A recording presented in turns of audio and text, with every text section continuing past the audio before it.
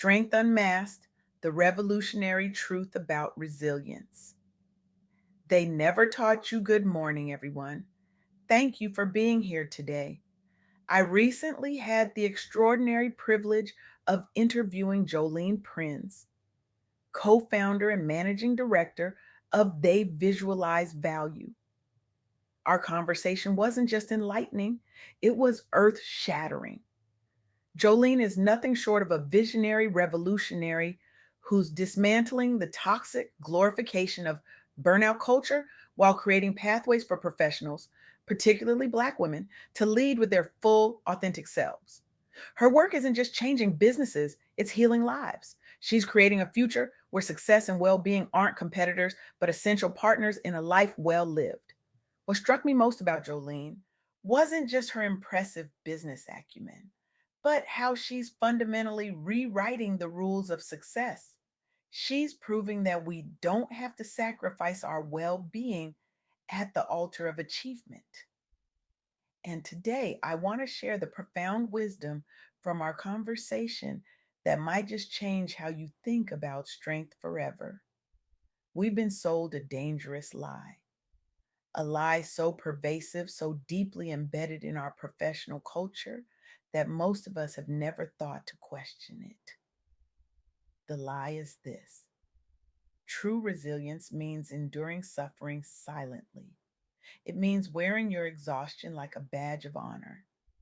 It means pushing through pain rather than addressing its source. But what if everything we've been taught about resilience is wrong? What if the strongest among us aren't those who endure the most suffering, but those who refuse to normalize it? This is the revolutionary insight at the heart of Jolene Prins' philosophy. During our interview, she articulated something that stopped me in my tracks. True resilience is born from choice, not circumstance. Let that sink in for a moment. True resilience is born from choice, not circumstance. We've been conditioned to believe that resilience is about how much hardship you can withstand. But Jolene's perspective flips this narrative entirely. Authentic strength doesn't come from merely surviving hardship, but from actively choosing to stop normalizing your suffering. This perspective shift is revolutionary, particularly for professionals who've been wearing their resilience like armor while bleeding underneath. For Black women, especially, who are often expected to be endlessly strong, endlessly accommodating, endlessly resilient, this reframing offers a path to liberation. Consider Jolene's own company, They Visualize Value. As co founder and managing director, she faced the challenge that confronts every entrepreneur: balancing the relentless demands of building a business with personal well being in an environment where burnout is often glorified. Rather than accepting this false dichotomy, Jolene implemented intentional work life balance practices within her organization while modeling these behaviors herself as a leader. She created dedicated spaces for rest. She normalized saying no. She prioritized mental health alongside productivity metrics. The result? A company culture that values both high performance and personal well being, demonstrating that these aren't mutually exclusive. Her employees don't just survive, they thrive. They don't just produce, they innovate.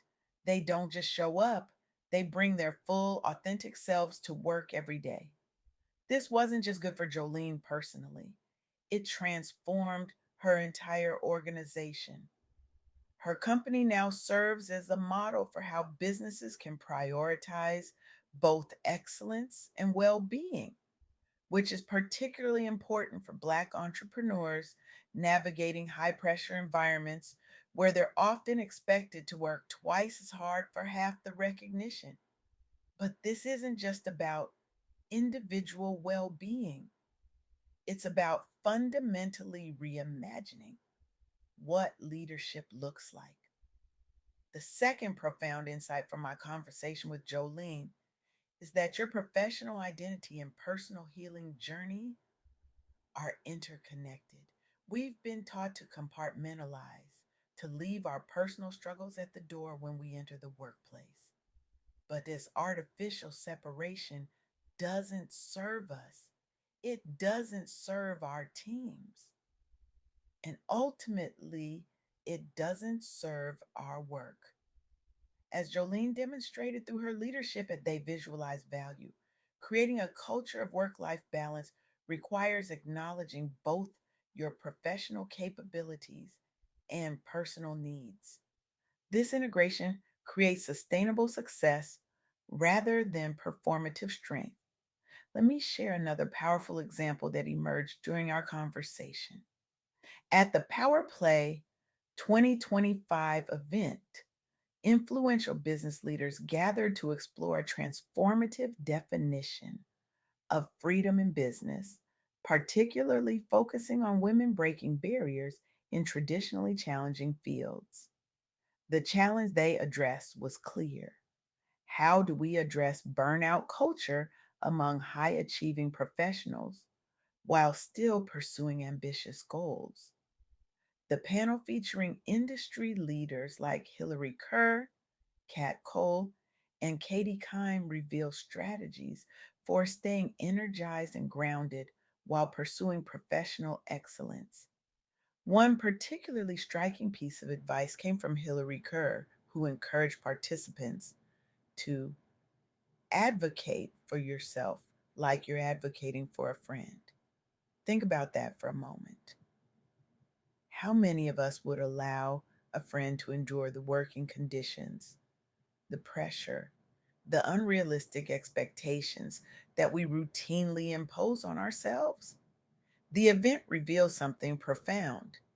Many corporate professionals with significant freedom and ambitious goals were suffering from burnout, indicating that freedom without boundaries leads to depletion. True freedom in business comes not from removing all constraints, but from making intentional choices about how to engage with work. This brings me to the third transformative insight from my conversation with Jolene. Your story doesn't disqualify you, it uniquely qualifies you to lead. We live in a world that often asks us to present a polished, perfect version of ourselves, particularly in professional contexts. For Black women, this pressure is amplified by systems that scrutinize our every move, tone, and expression. The message is clear: hide your struggles, mask your pain, present only strength. But Jolene's insights on fostering authentic leadership show that embracing your full journey, including the struggles, creates a more powerful foundation for leadership than attempting to present a flawless facade. This is particularly relevant for Black professionals navigating spaces where authenticity is often sacrificed for acceptance. Consider the powerful example of Jordan Childs, the two-time Olympic gymnast who shared her experience of creating space for authenticity in the highly demanding world of elite sports. Childs faced the immense challenge of navigating the pressure to conform and sacrifice personal identity in pursuit of athletic excellence. Rather than succumbing to these pressures, Chili's embraced authenticity as a strength rather than a liability, creating space for herself and others to be genuine while still pursuing excellence. As she powerfully stated, we've developed a lot of recognition and a lot of space for a lot of women to really be authentic to who they are. I'm one of those people. Beyond her Olympic achievements, Chillis has helped transform the culture of women's sports to value authenticity alongside performance. Her approach demonstrates that winning isn't the only reason to compete. Breaking barriers and creating visibility for young girls provides deeper purpose and sustainability. This example powerfully illustrates how choosing authenticity over performative strength creates sustainable excellence. The focus on creating space for others aligns perfectly with Jolene's vision of transformative leadership. So, where does this leave us? If resilience isn't about enduring suffering, if leadership isn't about projecting flawless strength, if success isn't about compartmentalizing our humanity, what is it about? The answer that emerged from my conversation with Jolene is both simple and revolutionary. It's about choice. It's about choosing to acknowledge your suffering rather than normalizing it. It's about choosing to integrate your personal healing journey with your professional identity rather than compartmentalizing them. It's about choosing to lead with your full, authentic self, including your struggles, rather than presenting a sanitized facade. These choices aren't easy. They require courage, they require vulnerability, they require us to unlearn deeply ingrained beliefs about what strength looks like, particularly for Black women who've been told that our value lies in our capacity to endure. But these choices also offer liberation. They offer sustainability. They offer a path to success that doesn't require us to sacrifice our well being, our authenticity, or our humanity. As Jolene so powerfully demonstrated through her work at They Visualize Value, we can build successful businesses without burning ourselves out. We can lead teams effectively without wearing masks.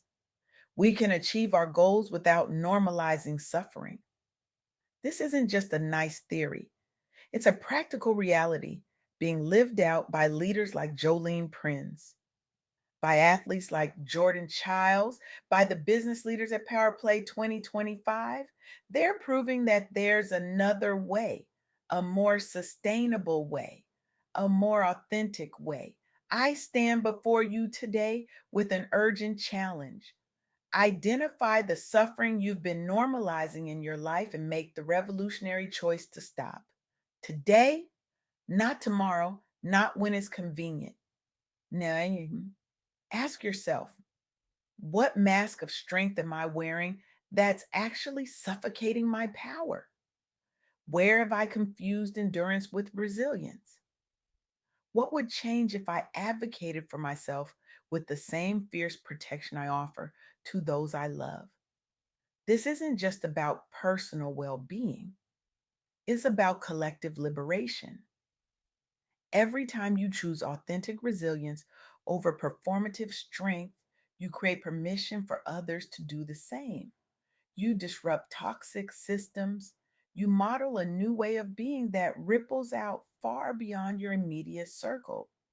The world doesn't need more martyrs to burn out culture. It needs leaders who demonstrate that true power flows from integration, not compartmentalization, from boundaries, not endless availability, from authenticity, not performance. Your suffering is not your strength.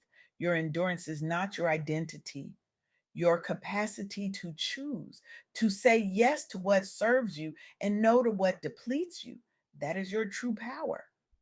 A soft woman is a dangerous thing to underestimate. And a leader who chooses authentic resilience over performative strength, that's someone who can truly change the world. The revolution begins with your next choice. What will it be? Thank you.